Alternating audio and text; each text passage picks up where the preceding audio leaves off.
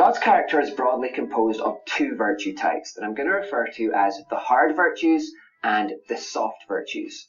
Now, at first glance, these two virtue types seem to be incompatible with each other, but as we shall soon discover, not only are they compatible, but no one can truly be called good without demonstrating a love for both.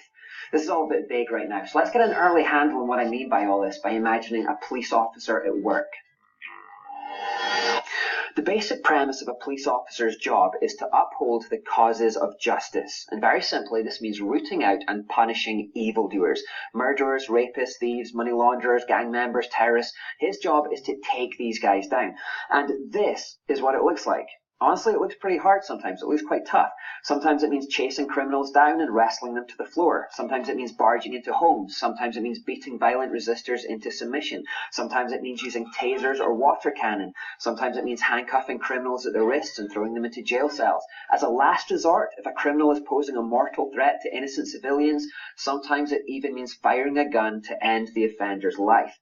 I was vividly reminded of this during a recent teaching engagement in Ottawa, Canada. I had a free afternoon and was offered the chance to tour the Parliament buildings by a friend who worked there. And as we were walking around the halls, I was reminded that this was the same place where in October 2014, the lone Islamic terrorist Michael Zihaf Bibo had wandered in and casually opened fire on innocent people. You may remember hearing about it on the news. After killing one and seriously injuring three more, and after ignoring repeated warnings to put down his weapon, the police had been forced to draw their own guns and shoot back that day, and as a result of the firefight, the terrorist was actually killed. Now, no one could deny that the death of Zihaf Bibo was a violent thing, but by the same token, no one could deny that justice had been done that day. It was terrifying, yes, it was fierce, it was violent, it was even hugely lamentable, it was a sad thing, but it was good, it was right. Innocent lives had been saved from an unrepentant madman that day. The police officers had done their duty and done it well. So justice then is an example of what I mean by a hard virtue. To be just is to be morally right or fair, is to stand up for the truth. Moral rightness or fairness means identifying good and evil and then punishing the evil. It may look uncompromising, it may be fierce, it may be very uncomfortable to think about even, but it is good. The guilty should be punished. So these are the hard virtues again. Truth, justice, righteousness, and holiness. They're hard words, but they're good words.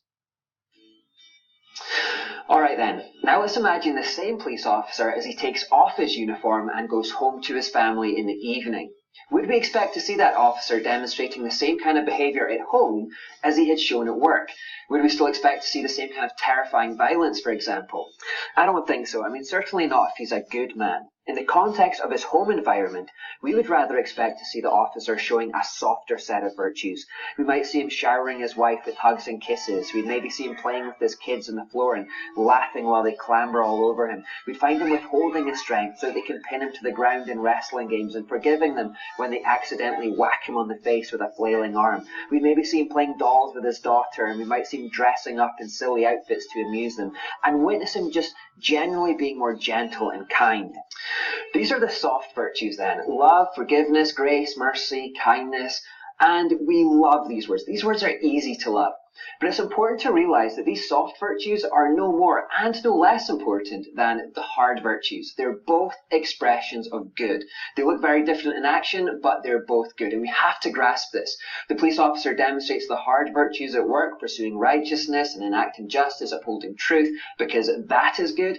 But he also demonstrates the soft virtues at home, showing love, grace, mercy, and all of these words, because that is good too. It's the same goodness that drives his actions in both contexts.